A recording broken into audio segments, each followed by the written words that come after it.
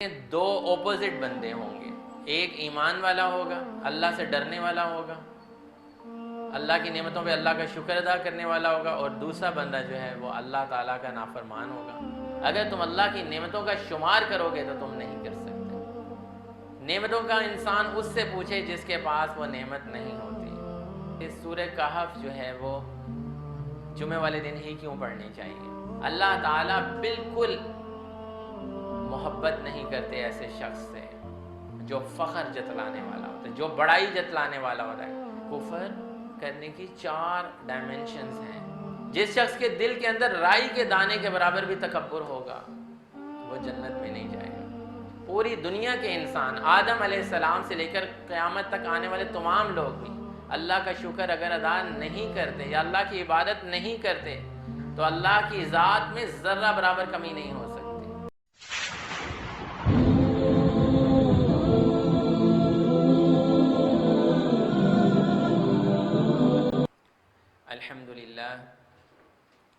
الحمد للہ رب العالمین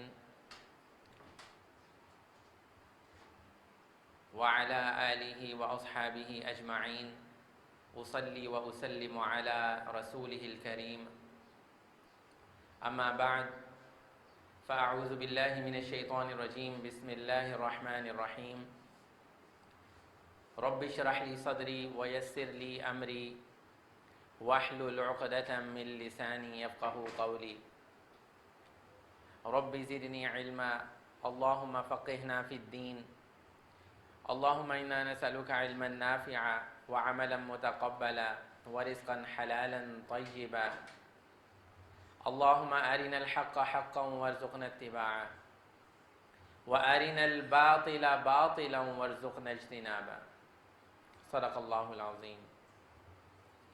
اللہ سبحانہ وتعالی سے دعا ہے کہ جو کچھ ہم پڑھیں ایک تو وہ ہمارے ذہنوں میں اترے، اور پھر وہ علم جو ہے وہ ہمارے ایمان کو بڑھانے کا سبب بنے، اور اس علم کے ذریعے پھر ہم اپنے عمل کو بھی بہتر بنائیں، کیونکہ اگر ہمارے پاس علم ہو لیکن ہم اپنے عمل کو اس کے ذریعے سے بہتر نہ بنائیں تو یہ علم ہمارے لیے نفع بخش نہیں۔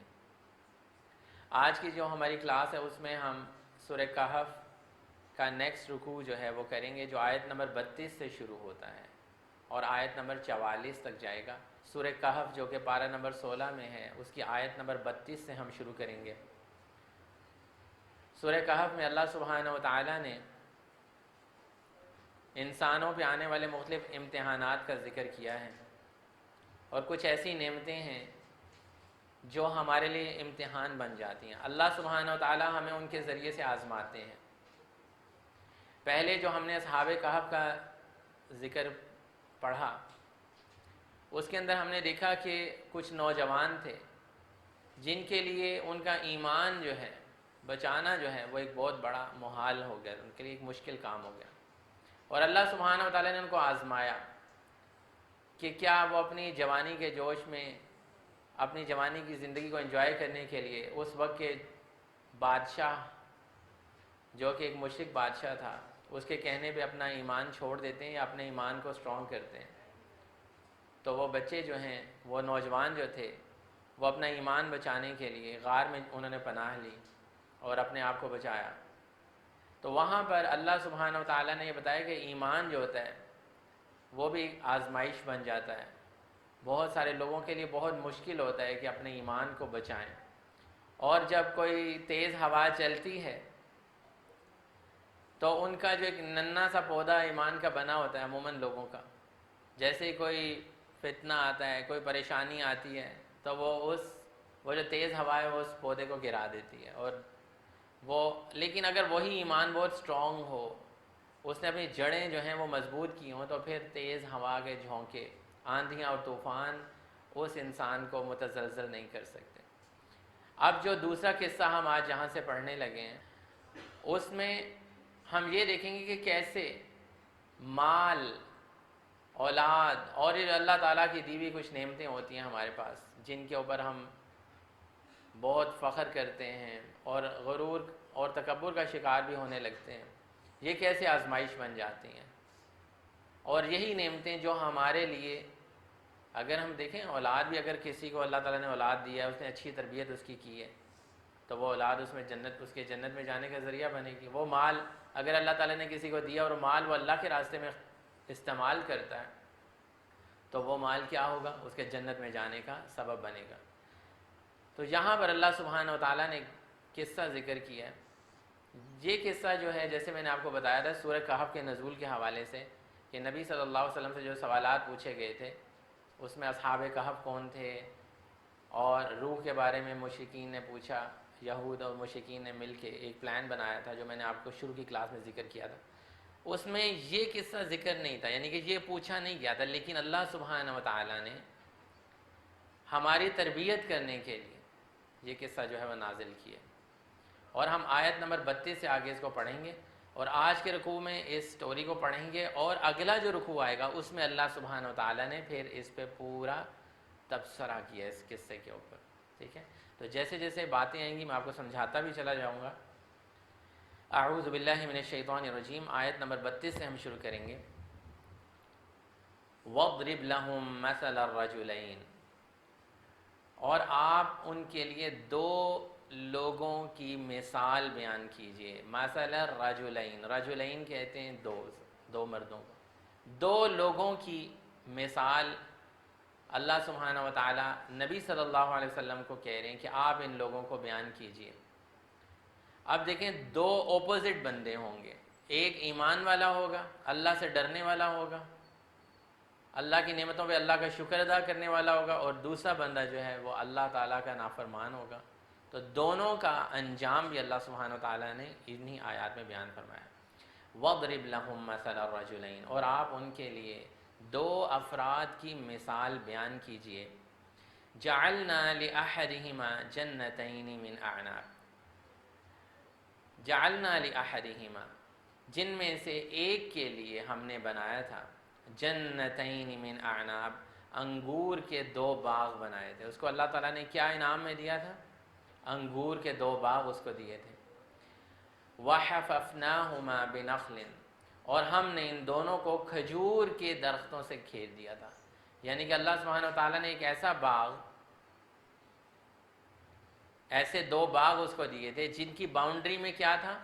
کھجور کے درختوں کی باڑ لگی ہوئی تھی۔ یعنی کہ اتنے خوبصورت باغ تھے کہ ان کی باؤنڈری کو اللہ سبحانہ و تعالیٰ نے کور کیا ہوا تھا۔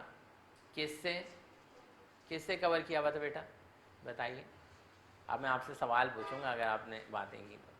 جی، کھجور کے درخت بہت سٹرونگ تنے والے ہوتے ہیں۔ وَجَعَلْنَا بَيْنَهُمَا زَرْعًا، اور ان کے درمیان کھیتی بھی اگا دی تھی۔ یعنی کہ دو باغ ہیں، ان کی باؤنڈری اللہ سبحانہ و تعالیٰ ایک پوری ڈسکرپشن بیان کر رہے ہیں یہاں پہ باغوں کی۔ کس کو دی تھی؟ ایک بندے کو ان میں سے عطا کی تھی، اور اس کے اندر باغوں کے اندر کیا تھی؟ کھیتی بھی اگی ہوئی تھی۔ تو یہ آیت نمبر 32 کے اندر اللہ سبحانہ و تعالیٰ نے پہلے آدمی کا ذکر کیا جس کو اللہ تعالیٰ نے بے شمار نعمتیں دی ہوئی تھیں۔ جیسے آج کل کے دور میں اگر ہم اپنے میں دیکھیں کہ اللہ سبحانہ و تعالیٰ نے ہمیں کتنی نعمتیں دی ہیں، اگر ہماری ایک آنکھ نہ ہوتی، اگر ہمارے ہاتھ نہ ہوتے، یا ہمارے بولنے کی حص ہم سے چھین لی گئی ہوتی، صحیح سوچنے کی حص ہمیں اللہ تعالیٰ نے نہ دی ہوتی، ہمیں گھر نہ دیا ہوتا، ہم اس اچھے شہر میں نہ رہ رہے ہوتے، کتنی نعمتیں انسان اگر اللہ کی وَإِن تَعُدُّوا نِعْمَةَ اللَّهِ لَا تُحْصُوهَا، اگر تم اللہ کی نعمتوں کا شمار کرو گے تو تم نہیں کر سکتے۔ نعمتوں کا انسان اس سے پوچھے جس کے پاس وہ نعمت نہیں ہوتی، اس سے آپ اس کی قدر پوچھیں۔ جس کے پاس آنکھیں نہیں ہیں اس سے پوچھیں اس کی قدر۔ ایک اسکالر تھے، ان سے ایک شخص جو ہے وہ مانگنے والا آیا اور کہنے لگا کہ شیخ میرے پاس کچھ بھی نہیں ہے، آپ مجھے کچھ درہم یا دینار دے دیں۔ شیخ نے کہا تمہارے پاس کچھ نہیں ہے؟ کہتا میرے پاس تو کچھ نہیں ہے۔ انہوں نے کہا اچھا کرو، ایسا کرو کہ مجھے اپنی آنکھیں دے دو اور میرے سے 1,00,000 درہم لے لو، اپنے بازو مجھے دے دو 1,00,000 درہم اور لے لو۔ انہوں نے ایسا ایسا اس کی نعمتیں اس کو گنوانا شروع کی، اور انہوں نے کہا کہ تمہارے پاس لاکھوں کروڑوں درہم کی چیزیں ہیں، پھر بھی تم یہ کہہ رہے ہو کہ میرے پاس کچھ نہیں ہے۔ تو اللہ سبحانہ و تعالیٰ کی نعمتوں کو انسان جب انڈرسٹینڈ کرتا ہے تو اس کے اندر پھر شکر کا جذبہ پیدا ہوتا ہے۔ اگلی آیت جو کہ آیت نمبر 33 ہے، اس کو پڑھنے سے پہلے میں آپ کو یہ بتا دوں کہ یہ جو 2 آدمیوں کا ہم قصہ پڑھنے لگے ہیں، اس کے بارے میں بہت سارے اسکالرس کی مختلف رائے ہیں۔ کچھ نے یہ کہا ہے کہ یہ بنی اسرائیل کے دور کے 2 آدمی تھے، ان کا قصہ ہے۔ کچھ نے کہا کہ مکہ کے اندر کا یہ قصہ ہے، لیکن بہت سارے اسکالرز نے یہ نگیٹ کیا ہے کہ مکہ کے علاقے میں اس طرح کے باغات اور جیسے آگے نہروں کا ذکر ایسی نہیں ہے، تو یقیناً یہ بنی اسرائیل کے دور کا قصہ ہے۔ اور اس قصے میں ہمارے لیے بہت ساری نشانی ہیں۔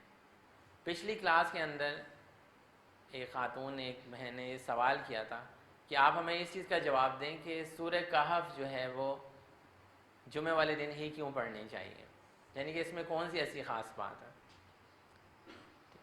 تو اس کے حوالے سورہ کہف کی شان کے حوالے سے تو بہت ساری میں نے شروع میں حدیث ذکر کی تھیں کہ جیسے جو شخص یہ پڑھتا ہے ایک جمعے سے دوسرے جمعے تک اس کے لیے ایک لائٹ، ایک نور کی اللہ سبحانہ و تعالیٰ نے بشارت دی ہے۔ لیکن جہاں تک یہ بات ہے کہ اس کے پیچھے کیا اللہ سبحانہ و تعالیٰ کی مصلحت ہے، اس کے لیے ہمیں سورہ کہف کو انڈرسٹینڈ کرنا ہوگا، اور اس کے بارے میں کوئی حتمی رائے نہیں دے سکتا، کیونکہ اللہ سبحانہ و تعالیٰ کی باتوں میں اتنی حکمتیں ہیں کہ انسان جب ان کو سمجھنا شروع کرتا ہے تو ہماری بہت محدود سوچ ہے، لیکن کچھ باتیں جو سلف صالحین سے پتہ چلتی ہیں وہ یہ ہیں کہ سورہ کہف جو ہے اس میں ایسے قصے ہیں، جیسے پہلے اصحاب کہف کا قصہ تھا، وہاں پہ ایمان بچانے کی بات کی تھی۔ آج ہم سب اس وجہ سے پریشان ہیں کہ ہم اپنا ایمان کیسے بچائیں، اپنی اولاد کا ایمان کیسے بچائیں۔ اس فتنے کے دور کے اندر، ہر دور کے اندر مختلف فتنے ہوتے ہیں، تو ایمان بچانے کی ترکیب بتائی گئی۔ اب جیسے یہ قصہ آ رہا ہے، اس میں یہ بتایا جا رہا ہے کہ کس طرح سے لوگ جو ہے مادہ پرستی یا میٹیریلزم، یعنی کہ چیزوں کی عبادت شروع کر دیتے ہیں، اور پھر ان کا کیا نتیجہ نکلتا ہے، یعنی کہ پھر آگے جا کے علم جو ہے وہ کس طرح سے انسان کے لیے امتحان بھی بن جاتا ہے۔ تو ان قصوں کے اندر اللہ سبحانہ و تعالیٰ نے ہمارے لیے بہت سارے لیسن رکھے ہیں، اور ہر انسان کے لیے بہت لازمی ہے کہ کم از کم ہر ہفتے وہ اس کو سمجھ کے پڑھے، تاکہ اس دور کے جو فتنے ہوں، مال کا فتنہ ہو، ایمان کا فتنہ ہو، یا علم کا فتنہ ہو، یا بادشاہت کا فتنہ ہو، تو وہ اس سے بچ پائے۔ تو آیت نمبر 33 میں ہم چلتے ہیں۔ کلتا الجنتین آتت اکلہا، دونوں باغ خوب پھل دیتے تھے۔ آتت اکلہا، ان میں کھانے پینے کی بہت چیزیں آتی نہیں، یعنی کہ وہ ایسے باغ تھے جن میں بھرپور غلہ بھی اگتا تھا اور پھل بھی آتے تھے۔ وَلَمْ تَظْلِمْ مِنْهُ شَيْئًا، اور اس کی پیداوار میں کوئی کمی نہیں ہوتی تھی۔ وَلَمْ تَظْلِمْ، اور نہیں ہوتی تھی کچھ بھی کمی، مِنْهُ شَيْئًا، کسی بھی چیز کی، اس کی پیداوار، یعنی کہ کسی نے کوئی ایسا بزنس شروع کیا ہوا ہو، یا ایسا غلہ، کسی کی ایسا فارم ہاؤس ہو کہ جس میں رنگ رنگ کی چیزیں نکلتی ہیں اور ہر سال وہ بڑھتی چلی جاتی ہیں۔ وَفَجَّرْنَا خِلَالَهُمَا نَهَرًا، اور ان دونوں کے درمیان ہم نے ایک نہر جاری کر دی تھی۔ 2 باغ تھے، یہاں پہ اللہ سبحانہ وتعالیٰ کہہ رہے ہیں وَفَجَّرْنَا، ہم نے پھاڑی تھی، ہم نے نکالی تھی۔ کیا؟ ایک نہر، ایک دریا اس کے درمیان سے گزرتا تھا ان دونوں باغوں سے۔ یہاں پہ اللہ سبحانہ وتعالیٰ نے ان باغوں کی اور ڈسکرپشن بیان کی ہے۔ تو ابھی تک جو بات ہم نے پڑھی وہ کیا ہے؟ وہ یہ ہے کہ 2 آدمی تھے، ان میں سے ایک آدمی کو اللہ سبحانہ وتعالیٰ نے باغات دیے، کس طرح کے تھے، اور ان میں نہریں جاری کر دی۔ وَكَانَ لَهُ ثَمَرٌ، کو خوب پھل ملا تھا، اس کو خوب نعمتیں ملی تھیں۔ ثمرات کیا ہوتے ہیں؟ پھل ہوتے ہیں نا۔ وَكَانَ لَهُ ثَمَرٌ، اور اس کو خوب پھل ملا تھا۔ فَقَالَ لِصَاحِبِهِ وَهُوَ يُحَاوِرُهُ، اب کیا ہوا کہ وہ اپنے دوسرے دوست سے، بھائی سے بات کر رہا تھا۔ وَهُوَ يُحَاوِرُهُ، اس نے اپنے بھائی سے کہا، وَهُوَ يُحَاوِرُهُ، جب وہ اس کے ساتھ کانورسیشن کریں، حوار کہتے ہیں کانورسیشن کی، جب وہ اس کے ساتھ باتیں کر رہا تھا۔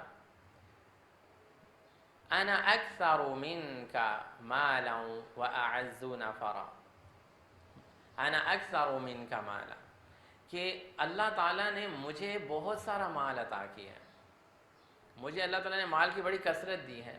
واعز نفرا، اور جو میری نفری ہے، یعنی کہ میرے جو کام کرنے والے ملازم ہیں، میرے ساتھ جو لوگ ہیں وہ بھی بہت زیادہ ہیں۔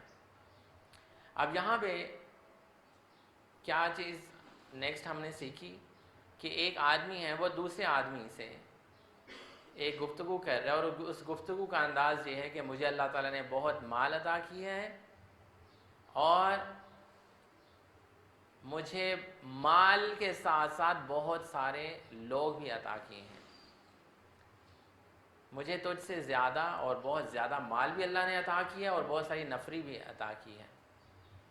یہ جو چیز ہوتی ہے کہ انسان کسی دوست کو، کسی جاننے والے کو اپنی کوئی نعمتیں دکھائے، ابھی جیسے ہم آگے بھی پڑھیں گے کہ وہ اس کے ساتھ تکبر کا اظہار کرے گا اپنے دوست کے ساتھ، یہ چیز اللہ تعالیٰ کو بالکل ناپسند ہے۔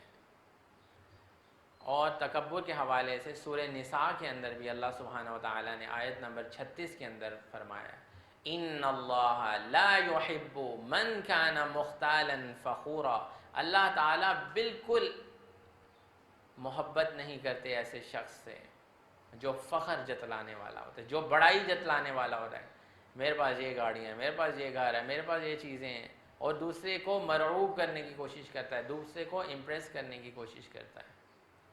ابن قیم رحمہ اللہ نے فرمایا کہ کفر کی 4 برانچز ہیں، کفر کرنے کی 4 ڈائمنشنز ہیں، اور وہ 4 کیا ہیں کہ انسان تکبر کرے، حسد کرے اور غصہ کرے بہت زیادہ، یا شہوت کرے۔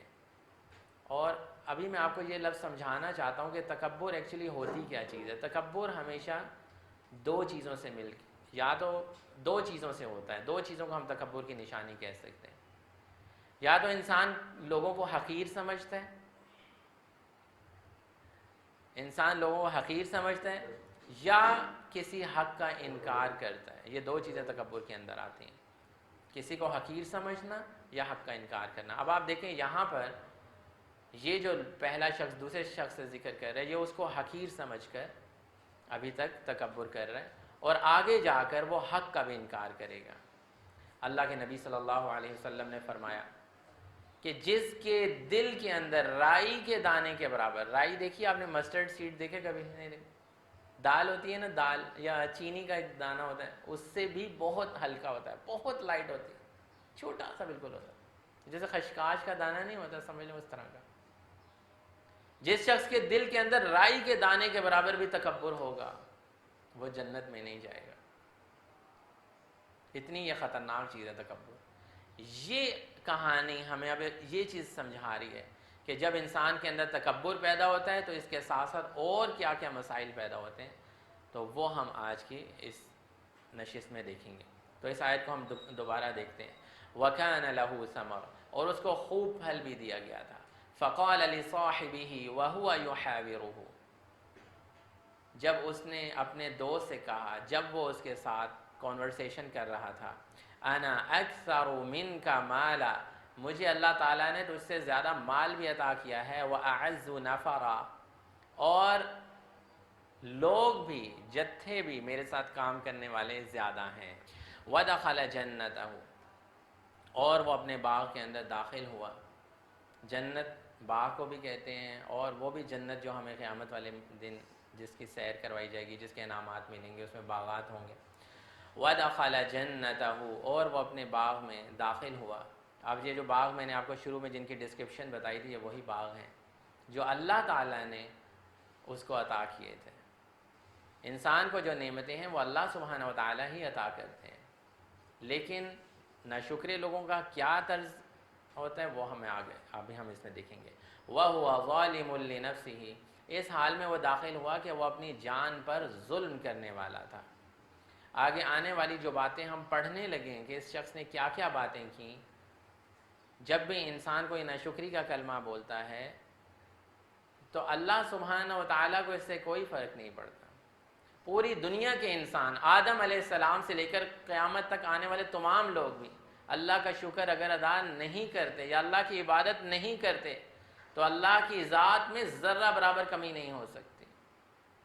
اللہ تعالیٰ اپنی ذات میں محمود ہیں، اور اگر سب مل کے بھی اللہ کی عبادت کرنا شروع ہو جائیں، یہ تمام لوگ تو اللہ کی ذات کی جو بلندی ہے اس کو نہ پہنچ سکتے ہیں، نہ بڑھا سکتے ہیں، نہ اس کو پا سکتے ہیں۔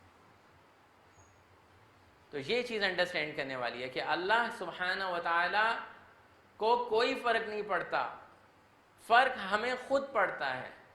یہ جو دعا ہے حضرت یونس علیہ السلام کی، لا الہ الا انت سبحانک، اے اللہ تیرے علاوہ کوئی عبادت کے لائق نہیں، تو پاک ہے، انی کنت من الظالمین، میں ہی اپنے اوپر ظلم کرنے والا ہوں،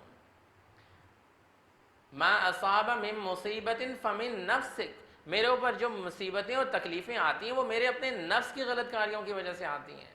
یہ اللہ تعالیٰ ہمارا ذہن بناتے ہیں قرآن کے اندر کہ انسان اللہ کی ناشکری کر کے اپنے اوپر بہت بڑا ظلم کرتا ہے، اپنے اللہ کو ناراض کر دیتا ہے، اللہ کی ناراضگی کا سبب بن جاتی ہیں اس کی یہ حرکتیں، اور پھر اللہ تعالیٰ اس سے نعمتیں چھین لیتے ہیں۔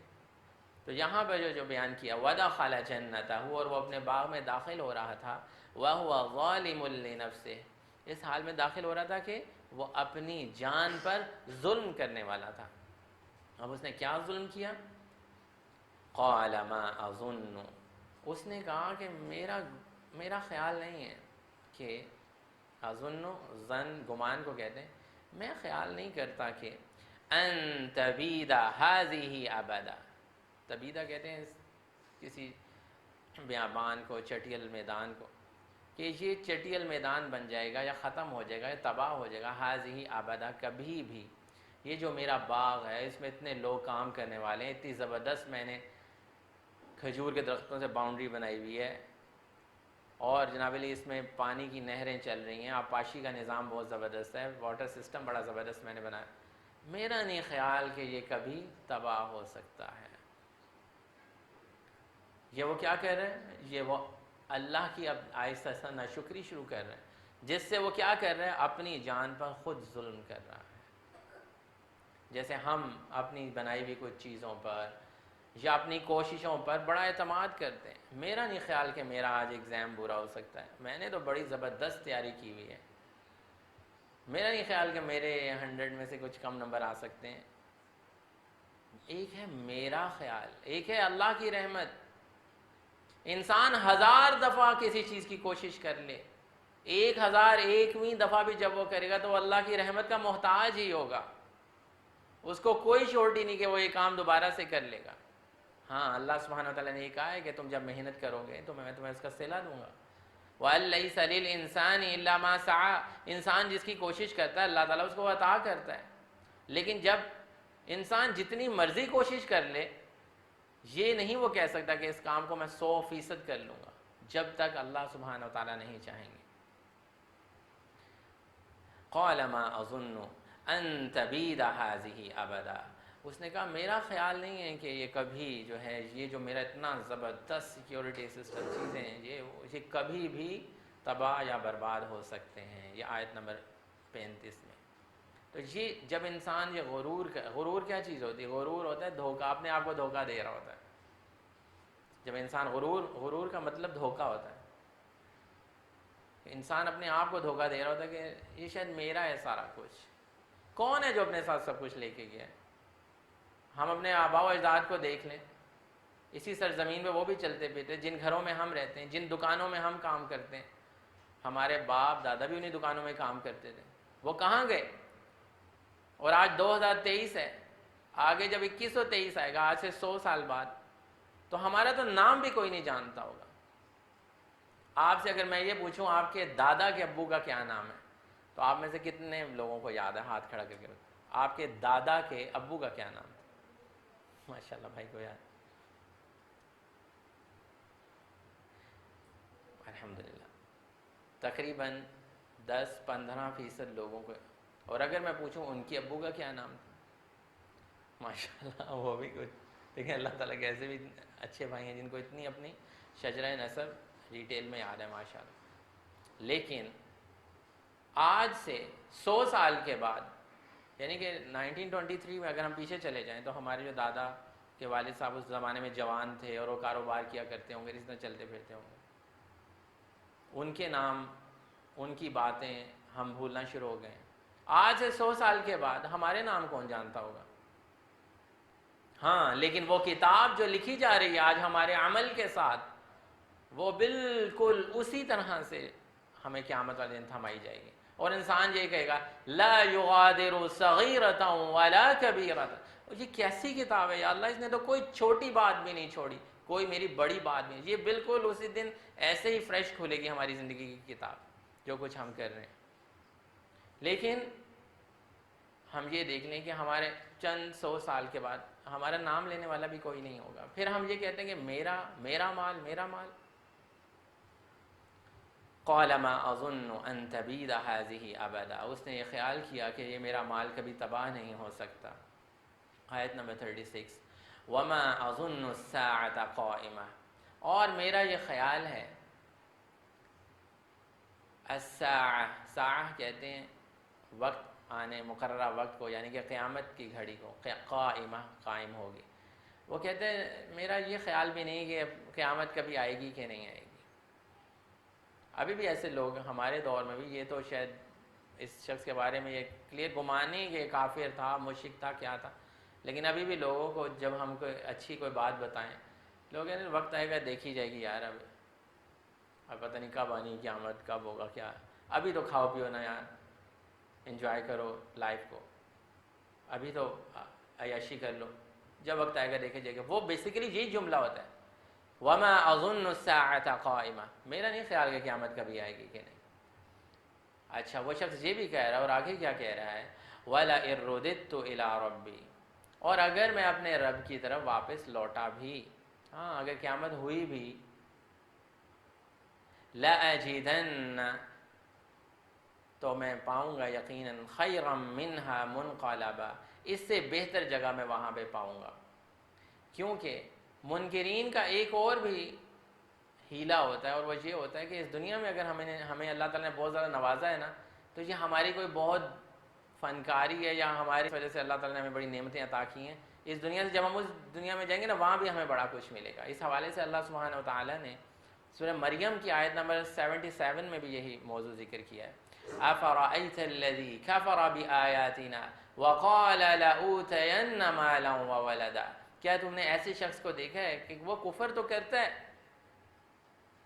لیکن وہ یہ کہتے ہیں کہ مجھے بڑی کثرت کے ساتھ اللہ سبحانہ و تعالیٰ نے مال، اولاد اور بڑی چیزیں بھی عطا کی ہیں، یہ میری جو ہے، کس چیز کا ذکر ہے کہ یہ میری ساری اپنے ہاتھوں کی کمائی ہے، اور ادھر آگے بھی مجھے بڑا کچھ ملے گا، یقیناً لَأُوتَيَنَّ مَالًا وَوَلَدًا، وہاں بھی مجھے بڑی نعمتیں ملیں گی۔ تو یہ شخص جو ہے، یہاں سے یہ پتہ چل رہا ہے کہ رب کو تو مانتا ہے، اور اس کو یہ بھی پتہ ہے کہ آئے گی قیامت، لیکن پہلے کہتا ہے شاید آئے گی کہ نہیں، ہاں اگر آ گئی تو بھی میں اس دن بھی مجھے اللہ تعالیٰ اسی طرح شاید بہت ساری نعمتوں سے نواز دے گا، کیونکہ یہ شاید میری کسی اچھے کاموں کا نتیجہ ہے۔ اللہ سبحانہ و تعالیٰ سورہ مومنون کی آیت نمبر 55 اور 56 میں بھی یہی موضوع ذکر کرتے ہیں، أَيَحْسَبُونَ أَنَّمَا نُمِدُّ لَهُم بِهِ مَالٍ وَبَنِينَ نُسَارِعُ لَهُم فِي الْخَيْرَاتِ بَل لَّا يَشْعُرُونَ، کیا لوگ یہ خیال کر رہے ہیں کہ جو ہم مال اور بیٹوں کے ساتھ ان کی مدد کر رہے ہیں تو یہ ہم ان کے لیے بھلائیوں میں جلدی کر رہے ہیں، بلکہ ان کو خبر نہیں ہے۔ یہی اولاد اور مال جو اللہ سبحانہ و تعالیٰ دیتے ہیں، اس کے دو راستے ہوتے ہیں، یا تو اس کو انسان اللہ کے راستے میں استعمال کر کے اللہ کو راضی کر لے، یا یہی مال اور یہ اولاد انسان کے لیے وبال جان بن جائے گی۔ یہاں پہ جو اللہ تعالیٰ بتانا چاہ رہے ہیں کہ یہ جو آدمی انوالو ہے ایک گناہ کے اندر، وہ گناہ ہے مادہ پرستی، میٹیریلزم جسے ہم کہتے ہیں۔ وہ یہ سمجھتا ہے اس کا انسانوں پہ اور لوگوں پہ بہت بھروسہ ہے، میرا باغ بڑا زبردست ہے، میرے لوگ بڑے زبردست ہیں، آج کل بھی آپ نے ایسے لوگ دیکھو، میرا بزنس بڑا زبردست ہے، یہ تو ختم ہی نہیں ہو سکتا، بندے بہت ہیں آگے پیچھے، میرے گارڈز بہت زبردست ہیں، یہ ہیں وہ ہیں، ہمارا تو بزنس اتنا پھیلا ہوا ہے، یہ کیسے ختم ہو سکتا ہے؟ یہ چیز کہلاتی ہے مادہ پرستی، میٹیریلزم، کہ انسان اللہ کو چھوڑ کر جب دوسرے سہاروں پہ بھروسہ کرتا ہے۔ اور انبیاء کرام کی جو زندگیاں تھیں وہ پوری کی پورا ان کا بھروسہ اللہ سبحانہ و تعالیٰ پہ ہوتا ہے۔ سورہ یونس سے پہلے سورہ انفال کی آخری آیت میں اللہ تعالیٰ نے کیا فرمایا؟ حسبی اللہ، میرے لیے صرف اور صرف اللہ ہی کافی ہے، لا الہ الا ہو، جس کے علاوہ کوئی عبادت کے لائق نہیں، علیہ توکلت، صرف اسی پہ میں توکل کرتا ہوں، وہو رب العرش العظیم، اور وہی عرش عظیم کا رب ہے۔ اللہ تعالیٰ تو ہماری قرآن میں یہ تربیت کر رہے ہیں کہ صرف اور صرف اللہ تعالیٰ پر بھروسہ کرنا، یہی جو ہے ایمان کی نشانی ہوتی ہے۔ یہ آیت ہم دوبارہ سے پڑھتے ہیں، وَمَا أَظُنُّ السَّاعَةَ قَائِمَةً، اور نہ میں یہ خیال کرتا ہوں کہ قیامت قائم ہوگی، وَلَئِن رُدِدتُّ إِلَىٰ رَبِّي، اور اگر میں اپنے رب کی طرف لوٹایا بھی گیا، واپس بھی گیا، لَأَجِدَنَّ خَيْرًا مِّنْهَا مُنْقَلَبًا، تو میں ضرور اس سے بہتر جگہ وہاں پہ پاؤں گا۔ آیت نمبر 37 ہے، قَالَ لَهُ صَاحِبُهُ وَهُوَ يُحَاوِرُهُ، اس نے اپنے ساتھی سے کہا جب وہ اس کے ساتھ کنورسیشن کر رہا تھا، أَكَفَرْتَ بِالَّذِي، کیا تم اس ذات کا انکار کرتے ہو، خَلَقَكَ مِن تُرَابٍ، اب جو دوسرا ساتھی تھا، جو ایمان والا بھائی تھا، وہ یہ کہہ رہے اپنے اس ساتھی کو جس نے انکار کیا تھا، کیا تم اس ذات کا انکار کر رہے ہو، خَلَقَكَ مِن تُرَاب، جس نے تمہیں مٹی سے پیدا کیا، خَلَقَكَ مِن تُرَاب، جس نے تمہیں مٹی سے پیدا کیا، ثُمَّ مِن نُطْفَةٍ، پھر ایک قطرے سے، ثُمَّ سَوَّاكَ رَجُلًا، اور پھر اب وہ جو بھائی جو ایمان والا تھا وہ اس کو اس کی حیثیت کے بارے میں بتا رہا ہے کہ ہماری حیثیت ہے کیا۔ انسان غرور و تکبر میں تب پڑتا ہے جب وہ اپنی حیثیت کو بھول جاتا ہے۔ انسان کو مٹی سے بنانے کا مقصد آپ دیکھیں کہ ہماری جو خوراک ہے، اگر انسان یہ کہے کہ میرے اندر مٹی کی کوئی چیز شامل نہیں ہے تو تب بھی یہاں پہ کنکلوڈ کرتے ہیں۔ انشاءاللہ ہم نیکسٹ کلاس میں سے آگے کنٹینیو کریں گے۔ آیت نمبر 37 تک ہم نے پڑھا ہے، اور اس میں جو دوسرا بھائی ہے اس کا جو ایمان والا ہے وہ اس کو بتا رہا تھا کہ کس طرح سے اللہ سبحانہ و تعالیٰ نے انسان کو پیدا کیا مٹی سے، تو اس کا ذکر ہم انشاءاللہ آنے والے پروگرام میں کریں گے۔